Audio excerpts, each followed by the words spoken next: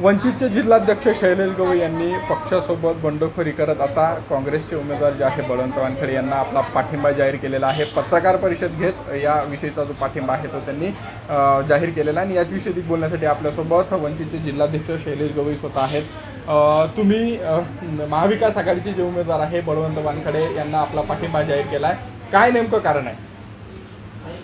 आम्ही बळवंत भाऊ वानखडे यांना पाठिंबा जाहीर करण्याचे 2-4 मोठे प्रमुख कारण आहे। एक कारण म्हणजे की येणारी सीट तिला ताकद देणं, बळकट करणं फार आवश्यक आहे। कारण आजची परिस्थिती पाहता मतांचं ध्रुवीकरण होणे टाळणे फार आवश्यक आहे।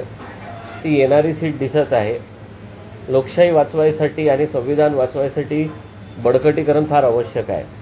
त्यामुळं मी वंचितच्या बंडखोरीपेक्षा वंचितनी इथे अमरावतीत पाठिंबा दिला आहे। अमृत नोनी गॅस्ट्रिन, अपचन, ऍसिडिटी, गॅस्ट्रबल ह्यापैकी तुम्हाला कुठलाही गॅस्ट्रिक प्रॉब्लेम झाला, उपाय एकच, अमृत नोनी गॅस्ट्रिन। आणि त्या पाठिंब्या बाबतीत जर बोललो तर मी आतापर्यंत त्या पाठिंब्याचा विचार करून शांत बसलो होतो।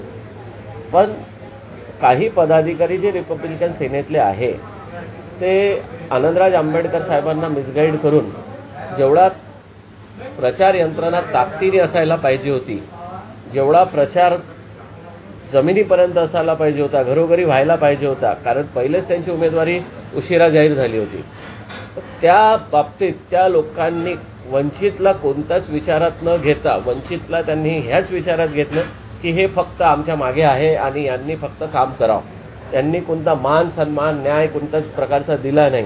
ह्या 4-5 गोष्टीपासून मी भरपूरशा दिवसापासून ह्या गोष्टीची वाट पाहत होतो। मी त्यांना प्रयत्न केला वारंवार सांगायचा, पण ते ऐकायला तयार नव्हते। म्हणून आज रोजी ठरवून घेतलं की आपल्याला जर येणारी सीट आहे आणि समाजातला आहे आणि एक समाजातील सुजाण नागरिक म्हणून छोटे छोटे लोक, गरीब वर्गातील काम करणारे लोक हे स्वतः जर बळवंत भाऊंना समर्थन देत असेल तर मग मी एक प्राध्यापक म्हणून आणि एक सुजाण नागरिक म्हणून मी जर बळवंत भाऊला वंचित सोडून एक नागरिक म्हणून जर पाठिंबा दिला त्यात काय गैर आहे? तुम्ही येत्या काळात आता महाविकास आघाडीचे उमेदवार बळवंत वानखडे यांचा प्रचार करणार आहात का, प्रचारात दिसणार आहात का? मी समाजातील नागरिक म्हणून बळवंत भाऊंचा प्रचार करेल।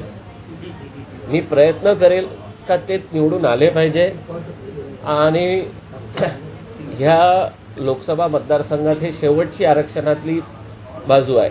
म्हणून मला असं वाटते की ह्या वेळेस तरी समाजातील नागरिक खासदार झाला पाहिजे, कारण त्यांची व्हॅलिडिटी पण ओरिजिनल आहे।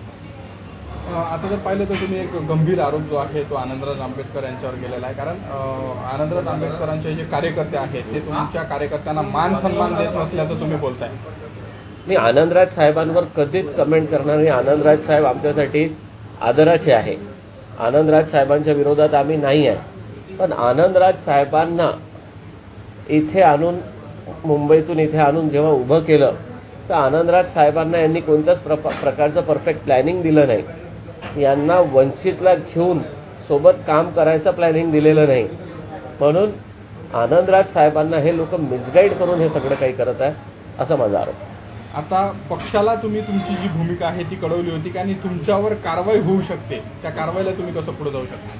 पक्षाला मी फोन केले होते आणि पक्षाने कोणत्याच प्रकारचं म्हणे पत्रगित्र कोणतं पाठवू नका। तर मला तरी असं वाटते माझ्यावर जर कारवाई झाली तर माझ्या समाजासाठी जर ती कारवाई होत असेल, मी कोणाला तरी ताकद द्यासाठी जर कारवाई होत असेल तर मला पदापेक्षा येणारा समाजातील जो उमेदवार आहे तो कसा येईल त्याच्यावर फोकस करणं मला आवश्यक वाटतं। जर आमची सीट येत असती ताकदीनं तर मी त्याच्यासोबत तन-मन धनानं होतो, कारण आतापर्यंत मी पक्षासोबत तन-मन धनानेच राहिलो आहे। नक्कीच, जर पाहिलं तर आमची सीट निवडून आली असती तर आम्ही त्याच्याशी तन-मन धनाने राहिलो असतो, अशी प्रतिक्रिया वंचितचे जिल्हाध्यक्ष शैलेश गवई यांनी दिली आहे। व्हिडिओ जर्नलिस्ट सागर ताडेसामी आणि रुद्र दवाडे, झी मीडिया, अमरावती।